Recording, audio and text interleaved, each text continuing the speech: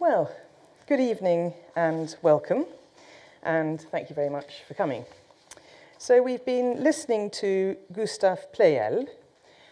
He was one of Jane Austen's favourite composers, and Jane Austen, as many of you will know, was a very keen musician and very accomplished keyboard player, and Pleyel was one of the composers that she really enjoyed playing.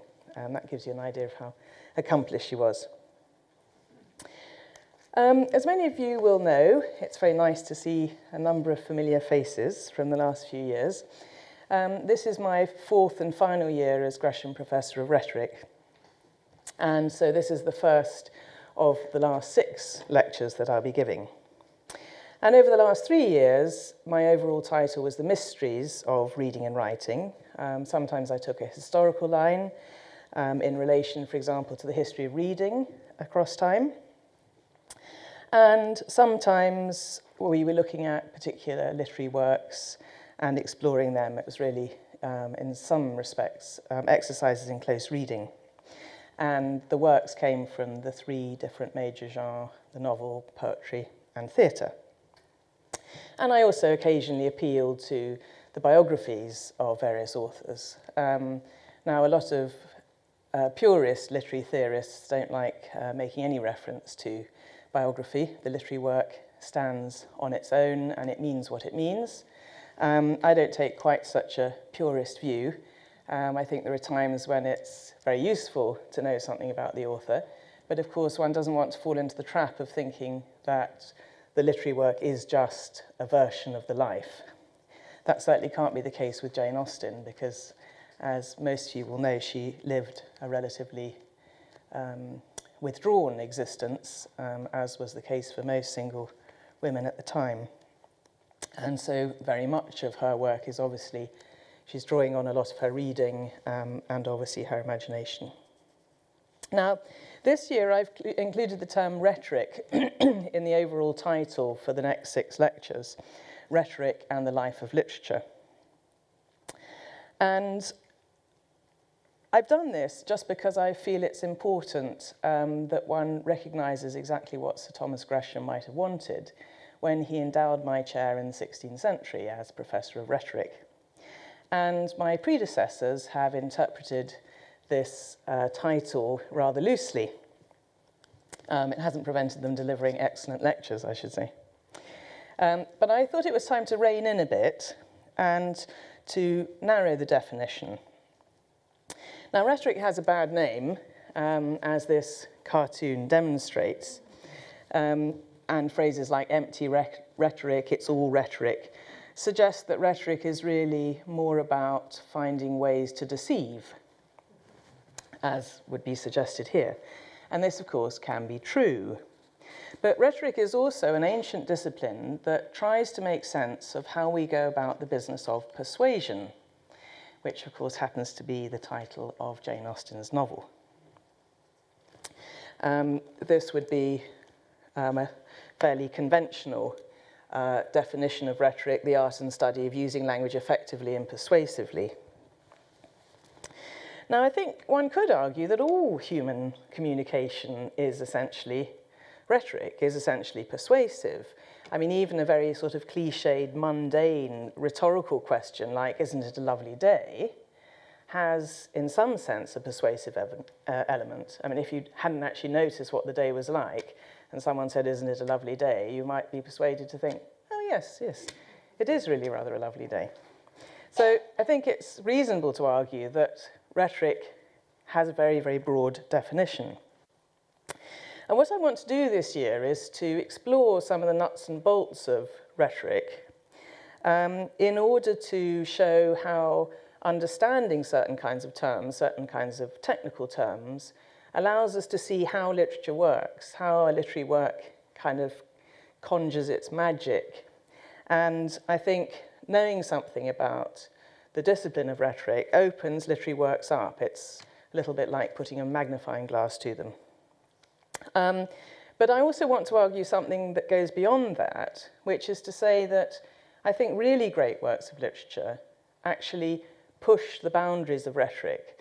They use language and they use techniques that take us beyond what the discipline of rhetoric can tell us. They push the boundaries and render what you might call the schema of rhetoric too rigid or too approximate. In other words, I think great literary works are to some degree beyond rhetoric. So tonight we begin with Jane Austen's Persuasion in relation to two notions, those of irony and narrative technique. So why Jane Austen? Well, it's partly personal preference, but also because I'm intrigued by how extraordinarily omnipresent Jane Austen and her works are in contemporary culture. And I was thinking about this the other day as I went up the stairs of my local Waterstones to the cafe, and I caught sight of a pile of books, a new publication called Pies and Prejudice, In Search of the North. So this is sort of hot off the press. It's part memoir, it's part sociological, anthropological, linguistic inquiry into what we mean when we talk about the North and what does it mean to be a Northerner. And its author, Stuart Maconie, grew up in the North but then moved south and then started to puzzle over what people in the South meant when they talked about the North and being a Northerner. I think the quantity of Austen merchandising is also ample testimony to her continuing popularity. And thanks to Google, one can easily track down various Jane Austen products. These are temporary tattoos, you'll be pleased to see. And it contains quite a nice sort of spread of temporary tattoos that you can choose from depending on, I don't know who you are and what sort of social event you're attending. There's even Jane Austen toothpaste. So now to the story of Persuasion. I want to propose a version of the story. So, once upon a time, there lived in Kellynch Hall in Somersetshire a vain and handsome knight, a widower, Sir Walter Elliot. He had 3 daughters. 2 of the daughters, like their father, was proud and selfish, but the middle daughter, Anne, the Cinderella, let's say, of the family, as her mother had been, was kind and honest and good. And she suffered the bad temper, neglect, and demands of her family in silence. But in her goodness, she was lonely and disheartened. For almost 8 years, while her father and sister flattered each other's vanities and sought out their own trivial pleasures in a wholly self-centered way, and her younger sister married and became a complaining, feeble, sickly wife and mother, Anne Elliot lived in a state of, I quote, desolate tranquility. Aging, and there's a special urgency about women aging in relation to marriage during the period, unloved and loving in memory only and without all hope. 8 years earlier, at the age of 20, Anne had been asked for her hand in marriage by a confident young naval officer with whom she was in love. But on the advice of her friend and counsellor, Lady Russell, who is her godmother and stands in place of the mother she no longer has, Anne rejects him. Lady Russell argues that his confidence and enthusiasm are dangerous to a conservative society. And in addition, she considers his family background insufficiently distinguished to be an appropriate match for Anne, the daughter of Sir Walter Elliot of Kellynch Hall. Anne was persuaded by the correctness of Lady Russell's advice, and the match was broken off, and the young officer sent away. And henceforth, Anne's life was less a life than going through the motions of a tedious and rather pathetic routine. Astonishingly, however, 8 years later, which is really where the novel begins, Anne and her former lover found themselves in the same corner of England. Captain Wentworth had recently returned from victory over Napoleon and had become a hero and a man of considerable wealth because there were very lucrative prizes for winning battles in the Navy. His noble stature, all the world except Anne had failed at first to acknowledge, but now all the world sees him differently. And in spite of the initial misunderstanding, the two of them discovered that their love had survived this long period of separation, and they're reunited for good. And her lover's return brings the return of Anne's earlier beauty, which we learn she'd lost by the age of 28. And with her now eminently suitable husband, she leaves her heartless father and sister to pass their callous lives in each other's company. Well, this is roughly based on an account by an American critic, J.M. Duffy. He was one of the earliest critics to tell the story of Persuasion very much as a fairy tale, and a number of other critics have done the same since. Now, if you summarize the novel in this sort of way, complete with a happy ending, I think those of you who know the novel will see that it's not altogether unrecognizable as an account of the story. But fairy tales operate in a world of make-believe that allows the reader or the listener to escape to an elsewhere that's free of the complexities of the real world, particularly, in my view, in relation to time and change. And the world of Persuasion, unlike a fairy tale, is one of extraordinary precariousness. And this is as a function of the omnipresent sense of time and change, that time is always moving on and changes can happen at any moment with unknown consequences. And it's also a world in which reasonable choices are not necessarily rewarded. So while the story of the novel can be told in fairy tale terms, the novel is a very profound one. Its story is equally that of a young woman living at a particular historical moment, trying to maintain some control over her life, while in a society, constrained to live in a society where everything's changing, particularly in terms of family relationships and friendships. Love, in her case, has to be repressed, and life seems, this may be slightly exaggerated, but no more than a prologue to death. She simply has to live through this life, one of tedious routine, being poorly treated by her family, and eventually she will die. Now, I say this is exaggerated because one of the wonderful things about the novel is that Anne actually has a creative role to play in the novel. And that's because of the narrative technique of the novel, which I'll say more about later. But essentially, we often see things from Anne's point of view. So in that sense, Anne is almost narrating the story. So while in one sense, her life is presented as time passing with death at the end of it, in another sense, she is actually the artist creating the very novel that she's the heroine of. So it's a great novel, or in the words of Duffy, a miraculous event in the history of English fiction. And in my view, its brilliance can be explained in terms of of two principal reasons. One is Austen's use of irony in the novel, which is in some ways different from the irony of the earlier novels, and also by Persuasion's narrative technique, the way in which the story is actually told. Now, these two features are closely associated, and as I hope to show, they also combine to create a crucial moral dimension in the novel. So tonight we'll be considering irony, narrative technique, and the point of the novel, which is, I believe, it lies in its ethical reach, the moral ground that it lays, and one which continues to intrigue the reader, however remote the novel's historical setting and associated political and cultural and economic codes. Now, irony is a slippery device, and the more you think about it, the more its field of significance extends.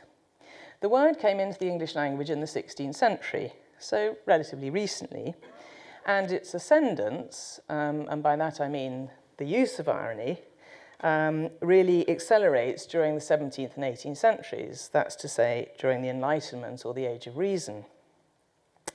And this period coincides with the rise of the novel as the dominant literary genre, and poetry, theatre, sermons, conduct books, other kinds of reading become less popular, and the novel suddenly takes off.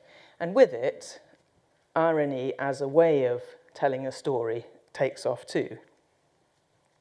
It derives from the Latin ironia, and before that from the Greek, ironeia, which means dissimulation or ignorance purposely affected. Now, Socratic irony is an important touchstone, and Socratic irony is very much in line with that notion, that definition of ignorance purposely affected, because in the dialogues, Socrates often feigns ignorance of something in order to argue in a particular way with his interlocutor, and then prove them wrong. And the American philosopher Paul Allen Miller argues in a very interesting article, which has nothing to do with Jane Austen, but it's a very interesting article about irony.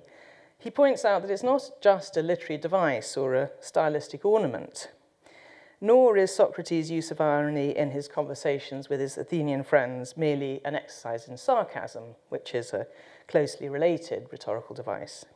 Nor is it mere wit or false modesty. It is, Miller argues, and I quote, what makes possible the vision of another register of existence, another self, another form of meaning. It is the linguistic turn that makes possible the doubling of the empirical by the transcendental and hence the critical. Now, that is all rather pretentious, I admit. And I'll gloss this in a moment, but I think a bit more Miller helps. He goes on to say, what could it mean that the fons et origo, the source and origin of the Occident's deliberate and methodical pursuit of truth, was one who spoke a language which by definition did not mean what it said? How is the reader supposed to react? Now, the point he's making is that if Socrates is one of the touchstones of Western philosophy, then how is it that his technique, which is an ironic technique, can really be made sense of? Because, of course, the purpose of irony or the function of irony is to propose something which might actually mean the opposite of what's proposed. And so his point is, how can Socrates hold this extraordinary position in the history of Western philosophy when irony is so much part of the way he goes about things? Now, Lionel Trilling, who I think is one of the great Austen critics, sees irony as a method of comprehension. In other words, how do we comprehend a statement? Do we comprehend it as saying what it says, or do we actually comprehend it as meaning the opposite of what it says?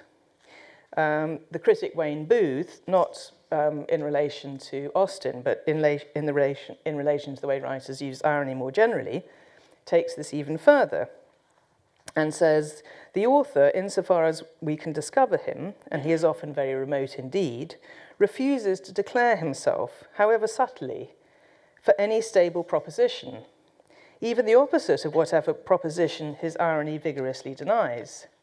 The only sure affirmation is that negation that begins all ironic play.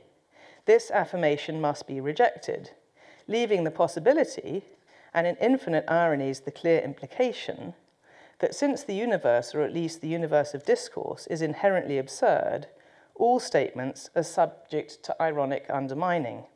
No statement can really, in inverted commas, mean what it says. Well, I wouldn't go that far, and I think that some of the greatest works of literature, including Austen's Persuasion, are as interesting and problematic as they are because of a certain quality of revelation associated with what Lionel Trilling describes as Jane Austen's use of irony. Now, the Princeton philosopher Alexander Nehamas says of irony, and I quote, ironists can maintain a distance that allows them to say, when pressed, but that's not what I meant at all, and to get away with it. I say get away with it, not because I presume always to know what an ironist means, but precisely because I believe that it is not often clear what ironists mean, even though we strongly suspect it is not what they say. Their words do not bind them. So ironic statements say what they say, but they may also say the opposite. And this is why Miller refers to this idea of the doubling of the empirical being what we know by experience. So how do we know which of two things to believe? How do we know whether a statement should be taken at face value or understood as ironic and therefore meaning its exact opposite? So let's look at some examples. Austen's most famous ironic proposition, and I'm sure you all know it, comes at the beginning of Pride and Prejudice. It is...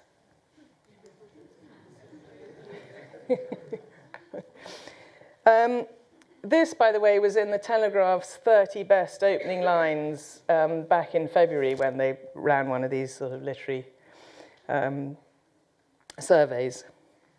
So this, we're told, is a statement of truth, and one furthermore which is universally acknowledged. We may immediately doubt this truth. Single wealthy men may be in want of a good time rather than a wife. In want of, here meaning in need of.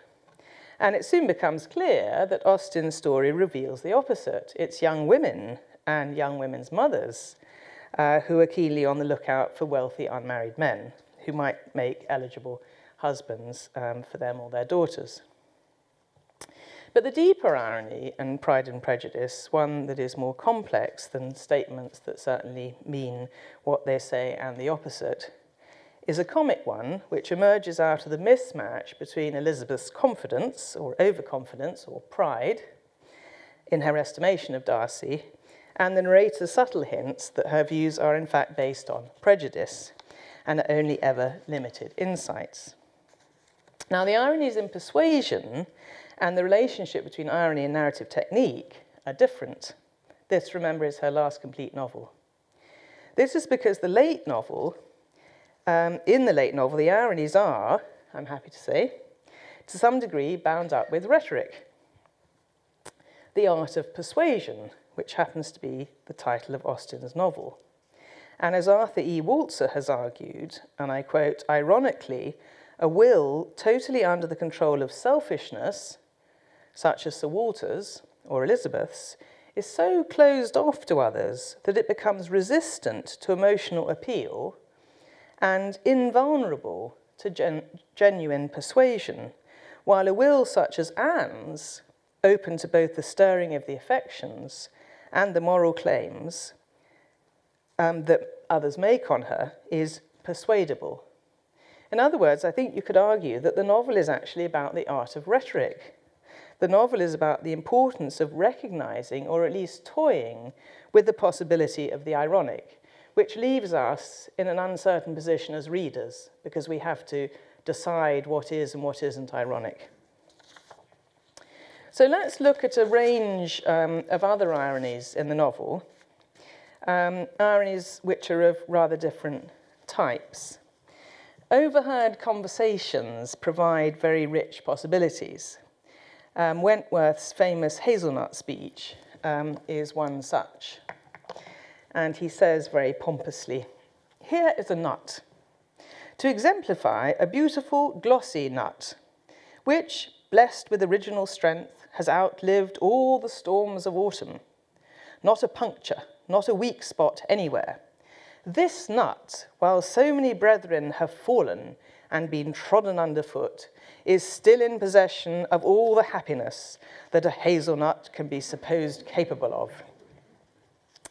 So these lines come from chapter 10.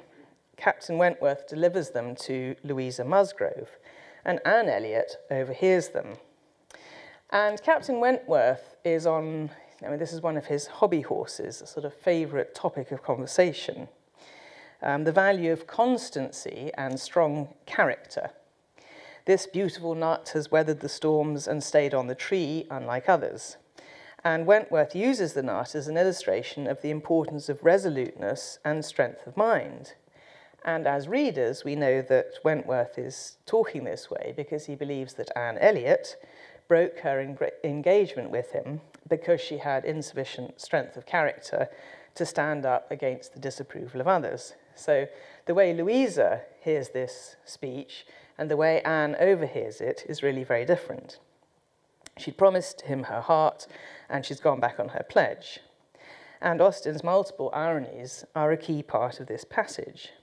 Captain Wentworth considers all the happiness that a hazelnut can be supposed capable of. Well, by its very absurdity, this final line throws Wentworth's example into question, and at this point in the novel, it's a moot point where the firmness of character does increase happiness.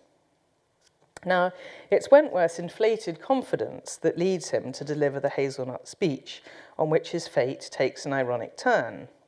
The speech is an answer to Louisa Musgrove's claim that she, unlike her sister Henrietta, and at this point he's given up on Anne, Anne's given up on him, but the two sisters are vying for Wentworth's affection, and Louisa is trying to convince him that she's much firmer and more unwavering than her sister, knowing that this is something he very much admires.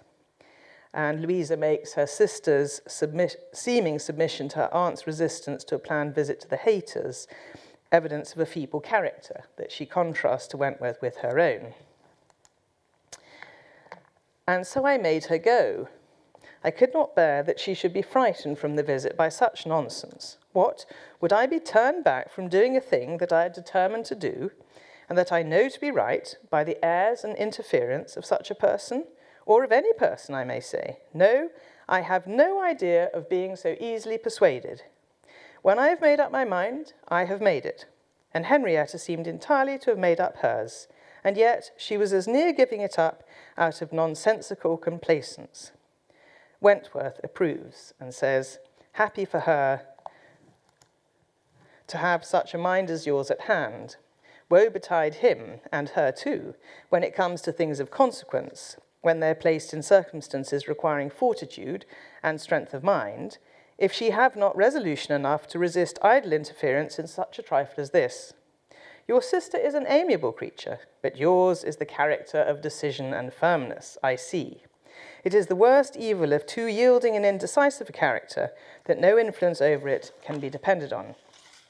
And then returning to his former earnest tone, he says, my first wish for all whom I am interested in is that they should be firm. Now, the exchange is richly ironic. The distinguishing character traits that Louisa boasts are not hers, but Wentworth's. Her intent is to suggest that she has a masculine resolution rather than a typically stereotypical feminine suasibility. Wentworth is opposed to young women being open to influence, except, of course, by him. And when Louisa later attempts to demonstrate her physical bravery to Wentworth by jumping from the wall at Lyme, resulting in an almost fatal accident, shouting, I am determined I will, Wentworth, assuming responsibility for her fall and prompted by his earlier flirtatious talk, feels honour bound to marry Louisa.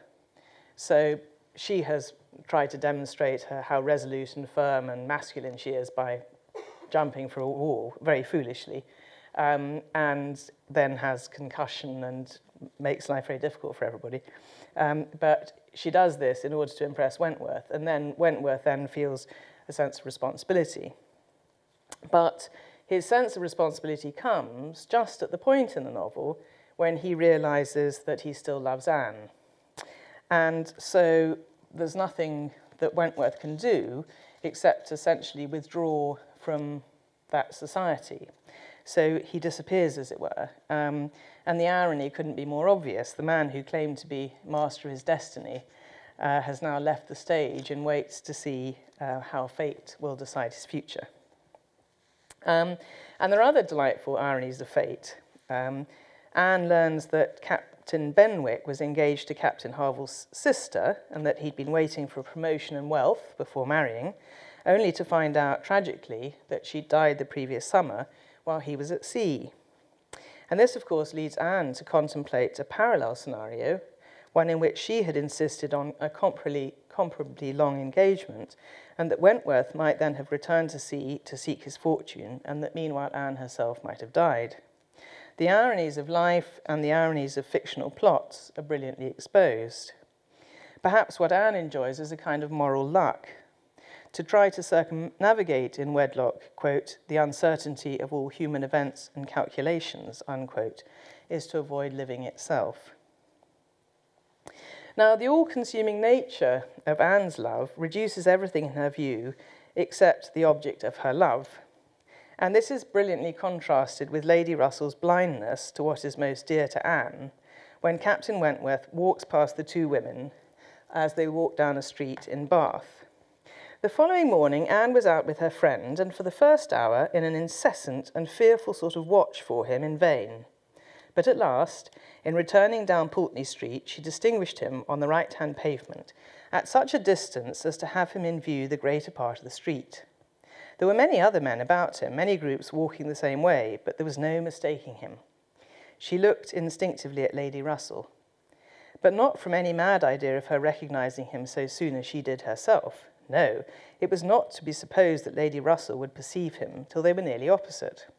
She looked at her, however, from time to time, anxiously, and when the moment approached which must point him out, though not daring to look again, for her own countenance she knew was unfit to be seen, she was yet perfectly conscious of Lady Russell's eyes being turned exactly in the direction of him, of her being, in short, intently observing him.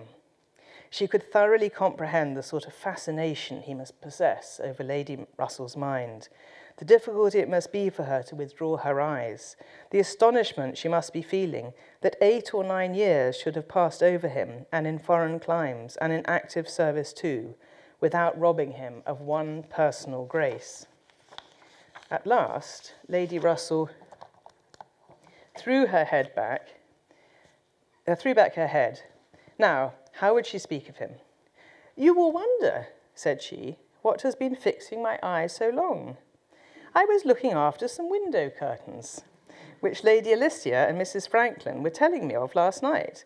They described the drawing-room window curtains of one of the houses on this side of the way and this part of the street as being the handsomest and best hung of any in Bath, but could not recollect the exact number, and I've been trying to find out which it could be.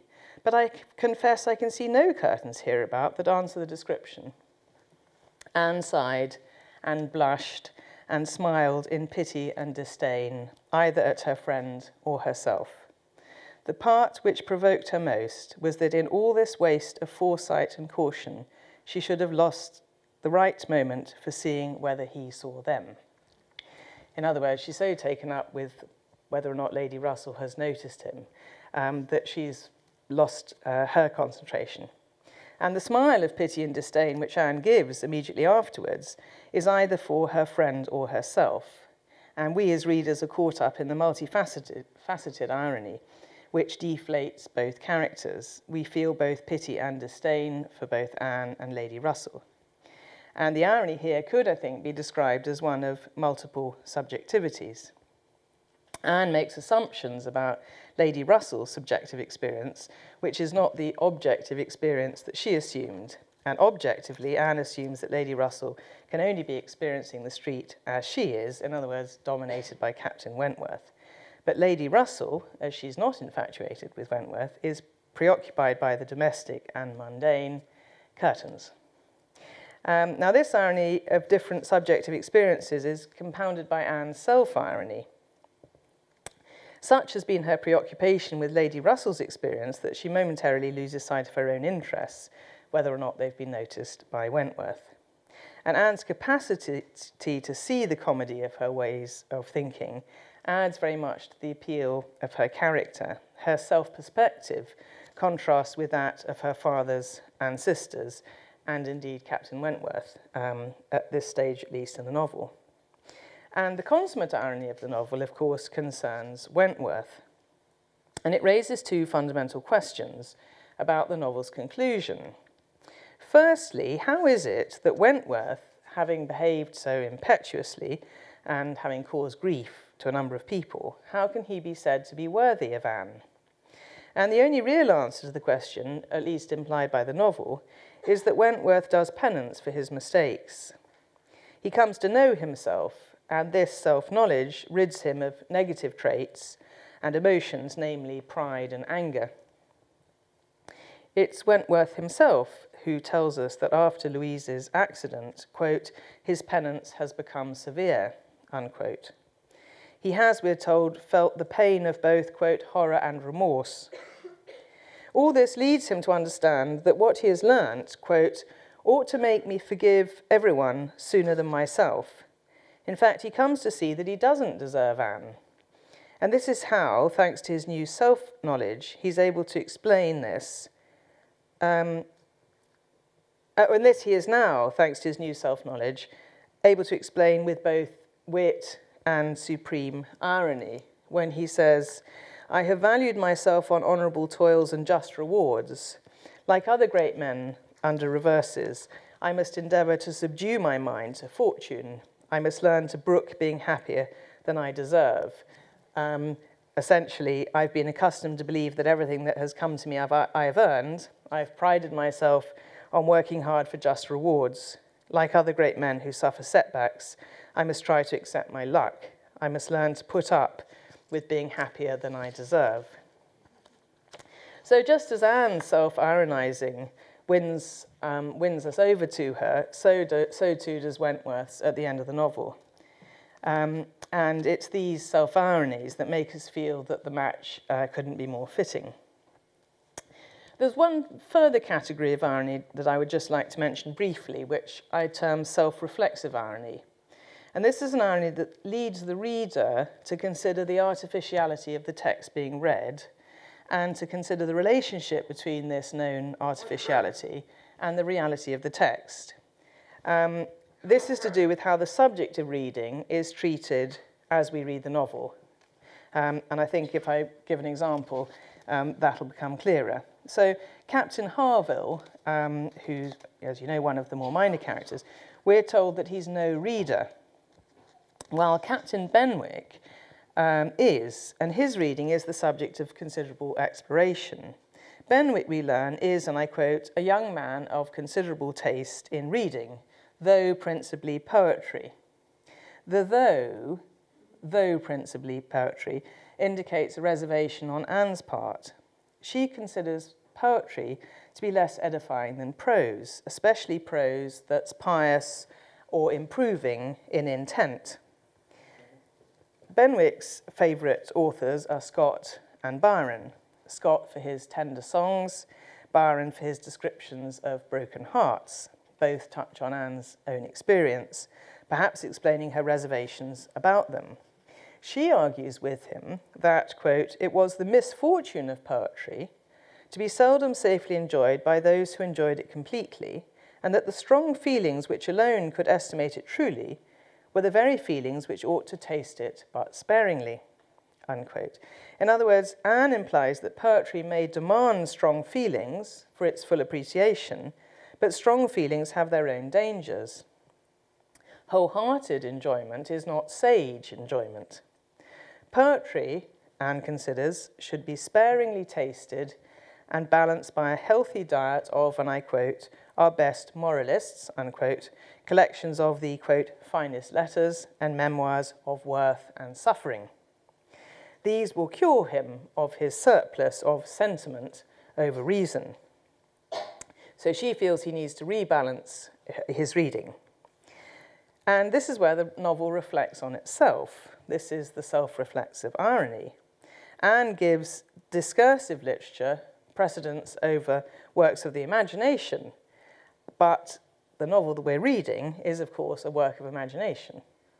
And so there's the self-reflexive irony that we're being told in the novel, we're being warned off certain kinds of imaginative literature, but it's precisely that kind of imaginative literature that we're busy reading.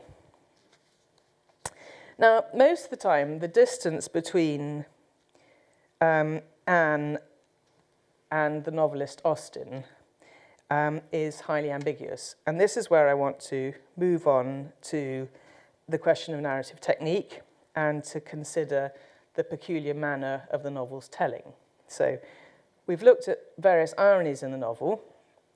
Now I want to turn to narrative technique and show how there's a close relationship between those two. So there's a relationship, a very elusive similarity between Austen, the novelist, and Anne, the heroine. It's a closeness in which Anne is almost equal to the novelist herself, and as the American critic Marvin Mudrick puts it, needs no supervision. Such is Austen's sleight of hand that Anne appears to have a kind of autonomous life, independent of the narrator. As Mudrick goes on to say, Anne sees clearly without caprice. For Anne, even the author's obvious partiality towards her serves only to provide space and light for a mind richly responsive to both. That's the end of the quotation. and Anne's apparent independence from the novelist is bound up with her sense of proportion, a quality which she alone possesses, at least until the very end of the novel when Wentworth finally displays something akin. Anne has to cope with contradictions, and these Austen narrates with irony.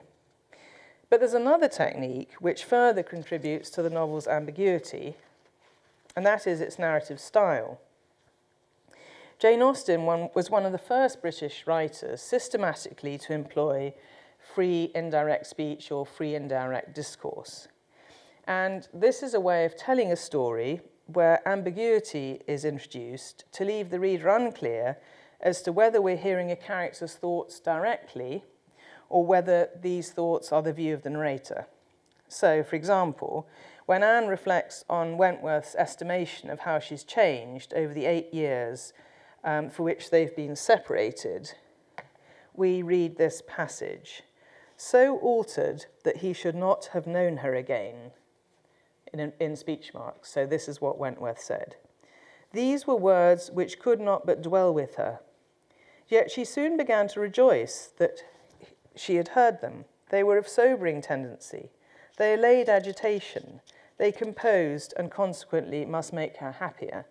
In other words, because Anne has been in a state of turmoil, not knowing how Wentworth feels about her all these years later, overhearing this, she argues to herself, should be a comfort because she's no longer in any doubt that that relationship has come to an end. Frederick Wentworth had used such words or something like them, but without an idea that they would be carried round to her, that she would get to hear about it. He had thought her wretchedly altered, and in the first moment of appeal had spoken as he felt. She had shown as he felt. He had not forgiven Anne Elliot. She had used him ill, deserted and disappointed him. And worse, she had shown a feebleness of character in doing so, which his own decided, confident temper could not endure. She had given him up to oblige others. It had been the effect of over-persuasion. It had been weakness and timidity. Now, is Austen telling us that Anne had acted as a function of weakness and timidity? It had been weakness and timidity, she says. Or is this Anne's view? This confusion of narrator and character, like irony, creates a double perspective and leaves the reader in an uncertain position. A position in which choices have to be made about meaning, just as with irony. Does it mean what it says or the opposite of what it says? How do we understand this idea of weakness and timidity? Is this a judgment being made by the narrator, by the author, or is this Anne reflecting on her own character? So this double perspective leaves us in a position where we have to make choices. And often free indirect discourse, free indirect speech in Persuasion involves the narrator and Anne. And this accounts for what one critic, Cheryl Ann Weissman, describes as the mysteriousness of Anne Elliot. She writes, "Among the characters in Jane Austen's canon of fiction, the heroine of Persuasion is supremely mysterious. Anne Elliot suggests a residual depth of personality that eludes narrator as well as reader in this Austen's last completed work." Well, I think it's a moot point whether a character created by an author can elude its author. But I do think that there is a wonderful elusiveness about Anne, and I think that's explained by this use of free and direct speech, where we don't know what the authority is behind much of what we're told about the characters and their personalities, their dispositions. Now, in addition to what I've called the doublings of irony and the doublings of narrative technique, which are a function of free and direct discourse, there are other doublings in the novel which also add to the sort of instability of the narrative, the degree to which we need to be wary of taking things at face value. There is what Weissman goes on to describe as a contrasting and conspicuous schematism.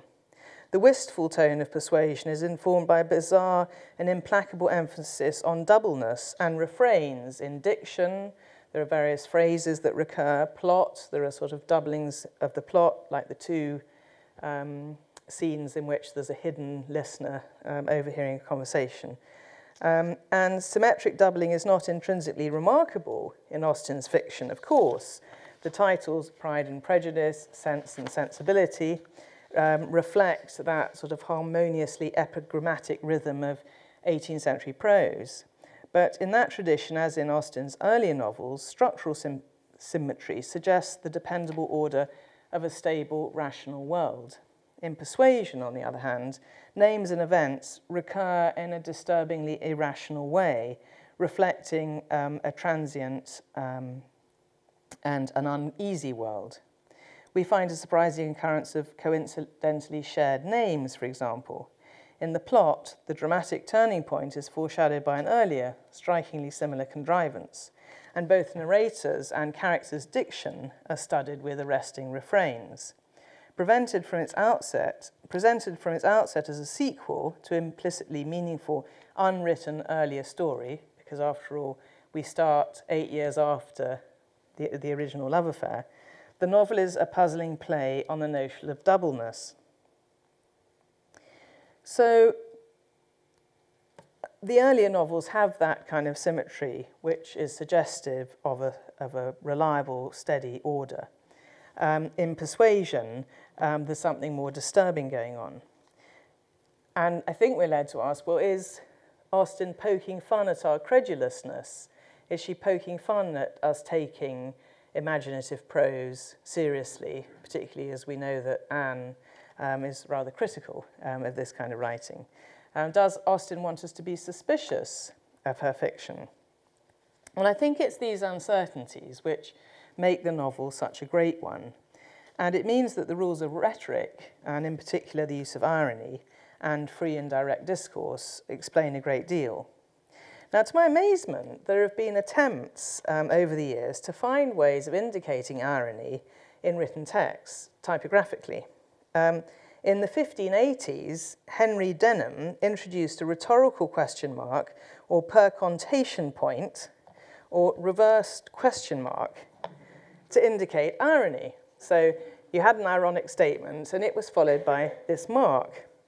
And a rather extraordinary 19th century French poet, Henri Bazin, suggested the same thing. It was to be the Greek letter psi with a dot beneath it. More recently, Tom Dryburgh suggested that ironic statements should be in italics that slope the other way. Now, these attempts strike me as perverse, if not destructive, because, in my view, the point of irony is its sort of undecidability, its ambiguity. It doesn't introduce this question for its own sake. It's not just a kind of gratuitous textual difficulty, but it's epistemological or even ethical. As the philosopher Paul Allen Miller, whom I cited earlier, argues, irony is a central feature of certain forms of textual production. Those forms, I contend, have a fundamental ethical importance, not because they impart certain lessons, nor because they reveal the truth, but because they give us the opportunity to think differently, to move beyond the given codifications of good and evil, right and wrong. That's not morality, that's dogma. Without this possibility, he says, ethics can never be truly creative, can never be more than a post hoc codification of a set of ideological givens. In other words, what he's saying is that morality is not a set of do's and don'ts of what is proper and what is improper, that ethics is actually about asking difficult questions and approaching them with an open mind. So Persuasion is a comedy, and it's a profound one. It's a personal comedy of personal and social relationships, which are subjected to ironic scrutiny in order to explore some of the most important facts of the human existence. But in all this, Austen leaves us multiple choices of interpretation. And this is achieved by means of all manner of doublings, principally dependent on irony and narrative technique, which often slips into free indirect speech or free indirect discourse. And the ways in which these are bound up together takes us beyond the definition of these techniques as defined by rhetoric. And this is what allows, in my view, for the novel's moral reach. The novel is essentially about life and death. Persuasion, more than in any other work, explores a tension between proportion and carelessness as principles of action. In other words, how decisions are made and how, of course, other people may persuade others to make decisions. And these belong on a spectrum, and it's the reader who must decide where on the scale morally proper decision-making lies. And this, I think, reflects Jane Austen's extraordinary humility. And as is said in her novel, Emma, seldom, very seldom, does complete truth belong to any human disclosure. Seldom can it happen that something is not a little disguised or a little mistaken. Thank you.